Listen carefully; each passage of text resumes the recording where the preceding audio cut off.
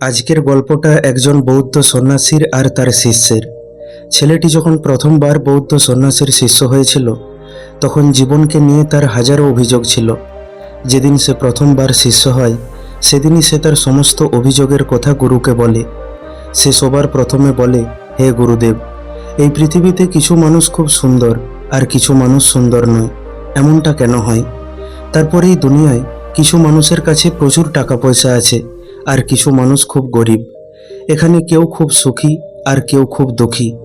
আমার জীবনে তো বরাবরই কিছু না কিছু সমস্যা আসতেই থাকে। আমি জীবনে কোনোদিনই আমার মনের মতো কিছু পাইনি। না আমি দেখতে সুন্দর, না আমার কাছে টাকা পয়সা আছে। আমি আমার জীবনে কিছুই পাইনি। জীবনের প্রতিটা পর্যায়ে আমাকে কিছু না কিছু সমস্যার সম্মুখীন হতে হয়েছে। আমার মনে হয় আমার ভাগ্যটাই খারাপ। এখানে এসেও আমার মন অস্থির রয়েছে। আমার মনে হচ্ছে আমি শুধু সারা জীবন সব কিছুর থেকে বঞ্চিত হয়েই রয়ে গেলাম। গুরুদেব তার সব কথা শুনে তার আসল সমস্যাটা বুঝতে পারলেন। তিনি বললেন, তুমি সবার আগে নিজেকে অন্যদের থেকে কম ভাবা বন্ধ করো।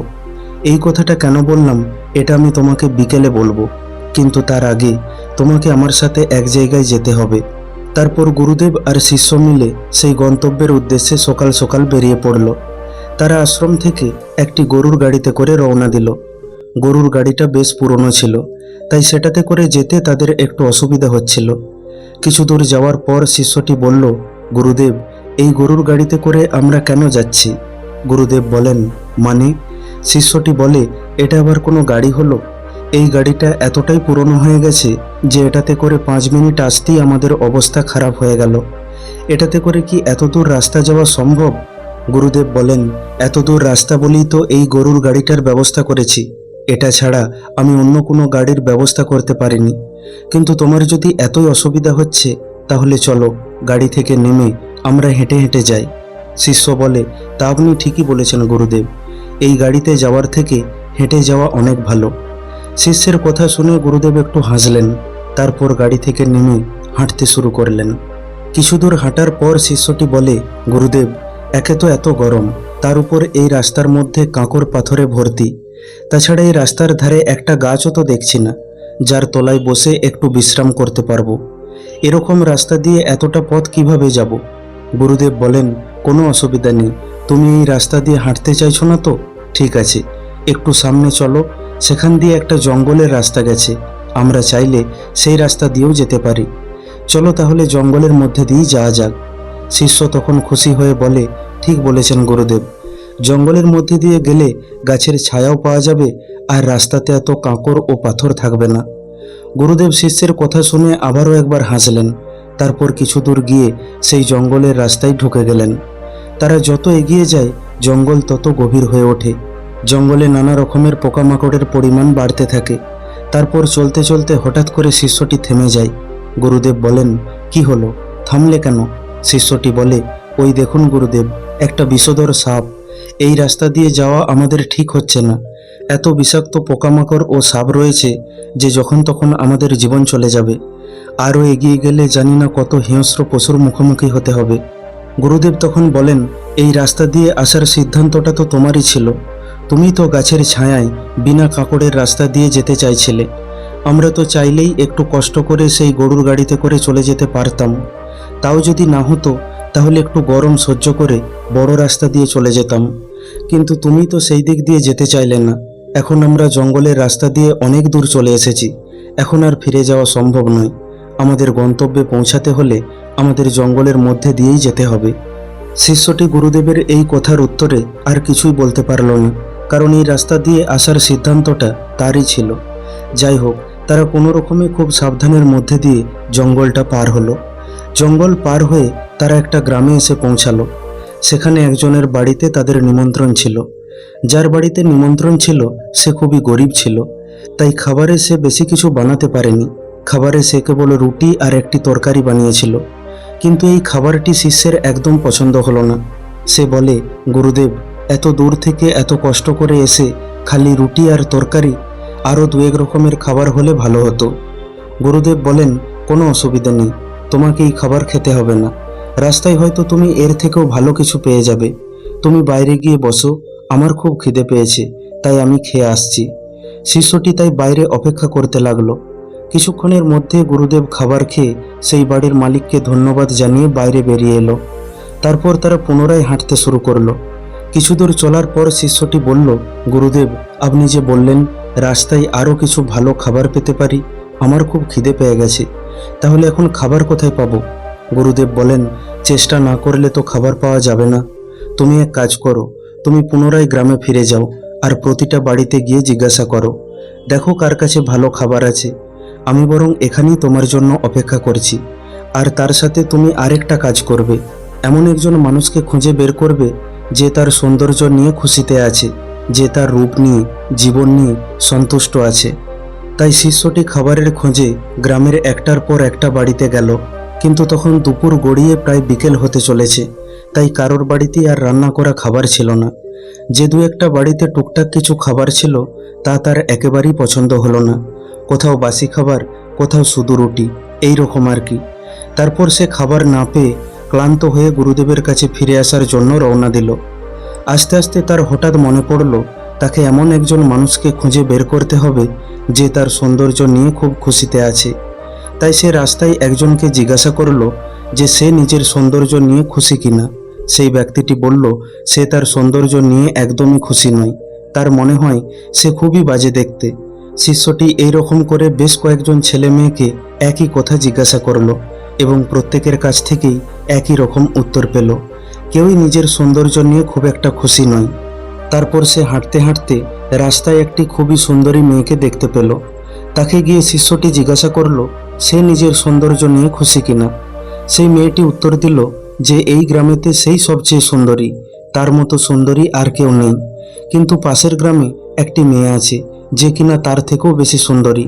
তাই তার আফসোস হয় যে সে কেন ওই মেয়েটার থেকে বেশি সুন্দরী নয়। অর্থাৎ সে এত সুন্দরী হওয়া সত্ত্বেও সে তার সৌন্দর্য নিয়ে পুরোপুরি সন্তুষ্ট নয়।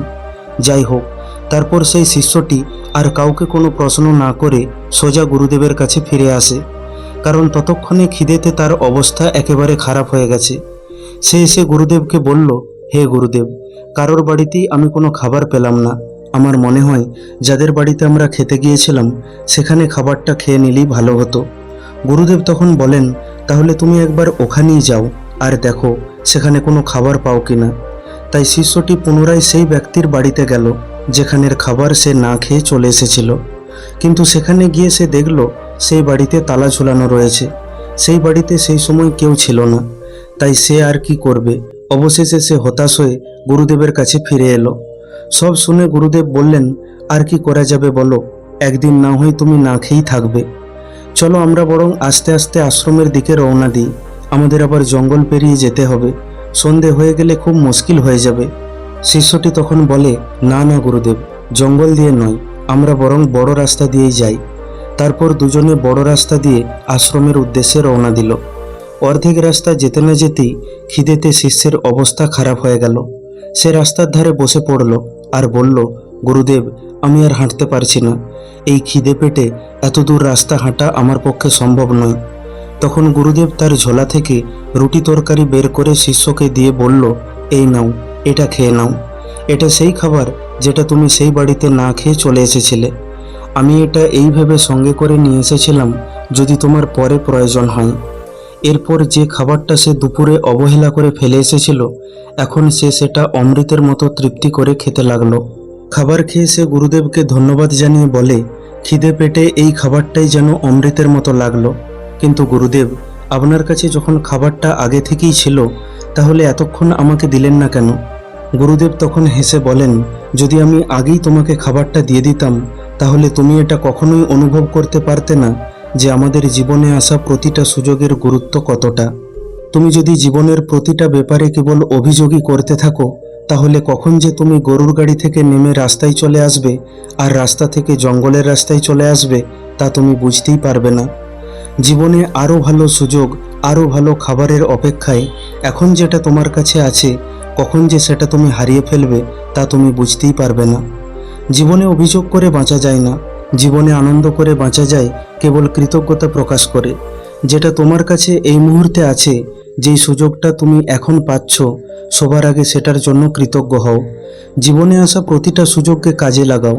যেই সুযোগটাকে তোমার এখন ছোট বলে মনে হচ্ছে, সেটাই যে ভবিষ্যতে অনেক বড় কিছুতে পরিণত হবে না, সেটা কিন্তু তুমি বলতে পারবে না। তাই তোমার কাছে কি নেই সেটা নিয়ে অভিযোগ না করে তোমার কাছে যেটা আছে প্রথমে সেটাকে গ্রহণ করতে শেখো, আর তারপর সেটাকে আরও ভালো কি করে বানানো যায় তার চেষ্টা করো। জীবনে আনন্দের সাথে বাঁচার প্রথম শর্ত হলো অভিযোগ করা বন্ধ করে কৃতজ্ঞতা প্রকাশ করতে শুরু করো। আর আমি তোমাকে আগেই বলেছিলাম, নিজেকে কম ভাবা, ছোট ভাবা বন্ধ করো। সেটা আমি কেন বলেছিলাম তার উত্তর নিশ্চয়ই গ্রামের মানুষকে তাদের সৌন্দর্যের ব্যাপারে জিজ্ঞাসা করতে গিয়ে তুমি পেয়ে গেছো। শিষ্যটি বলে, হ্যাঁ গুরুদেব, আমি বুঝতে পেরেছি যে কেউই তার সৌন্দর্য নিয়ে খুশি নয়, এমনকি যে খুব সুন্দরী সেও নয়। আমি এতদিন বোকা ছিলাম, তাই আমি ভাবতাম আমার সাথেই কেন এত খারাপ হয়, আমি কেন ভালো কিছু পাই না। আসল কথাটা হলো, আমি যা পেয়েছি আমি সেগুলোকে কখনো গুরুত্বই দিইনি। আমি সবসময় আরও ভালো কিছু পাওয়ার আশায় এখনকার পাওয়া জিনিসটাকে বা সুযোগটাকে ছেড়ে দিতাম আর অভিযোগ করতাম। কিন্তু আজকে আমি বুঝলাম আমাদের চাওয়ার কোনো শেষ নেই। আর এখন আমার কাছে যা কিছু আছে সেটা নিয়ে আমি যদি সন্তুষ্ট আর কৃতজ্ঞ না হই, তাহলে ভবিষ্যতে যেটা আমি পাবো সেটা নিয়েও আমি সন্তুষ্ট হতে পারবো না। আর এভাবেই সারা জীবন আমি অভিযোগ করে কাটিয়ে দেব। কোনোদিনও জীবনটাতে আনন্দ করে বাঁচতে পারবো না, আর যেটা পেয়েছি সেটাকেও কোনোদিন উপভোগ করতে পারবো না। তাই আজ থেকে আমার সামনে যা সুযোগ আসবে সেটাকে আমি হাসি মুখে গ্রহণ করব। যা পেয়েছি তার জন্য কৃতজ্ঞ থাকব, আর সেটাকে কি করে আরও ভালো করা যায় তার চেষ্টা করব। আপনাকে অসংখ্য ধন্যবাদ গুরুদেব, আমাকে এত বড় শিক্ষাটা একটা ঘটনার মাধ্যমে দেওয়ার জন্য। তাই বন্ধুরা, একটা কথা মনে রাখবে, জীবনে কখনো অভিযোগ করে আনন্দের সাথে বাঁচা যায় না, এতে বরং হাতে আসা সুযোগটাও আমাদের হাতছাড়া হয়ে যায়। তাই বন্ধু, এখন আপনার কাছে যা আছে তার জন্য কৃতজ্ঞ হও, আর সেটাকে কি করে বড় করা যায় তার চেষ্টা করো। বন্ধু, আশা করি ভিডিওটি থেকে আপনি কিছু শিখতে পারলেন। ভিডিওটি কেমন লাগলো কমেন্ট করে অবশ্যই জানান। ভালো লাগলে লাইক করে দিন আর আপনজনের সাথে শেয়ার করে নিন। প্রতিনিয়ত এই রকম শিক্ষামূলক কাহিনী পেতে এখনই আমাদের চ্যানেলটিকে সাবস্ক্রাইব করে পাশে থাকা বেল আইকনটিকে দাবিয়ে দিন। খুব তাড়াতাড়ি ফিরে আসবো অন্য একটি শিক্ষামূলক ভিডিও নিয়ে। ভালো থাকবেন। ধন্যবাদ।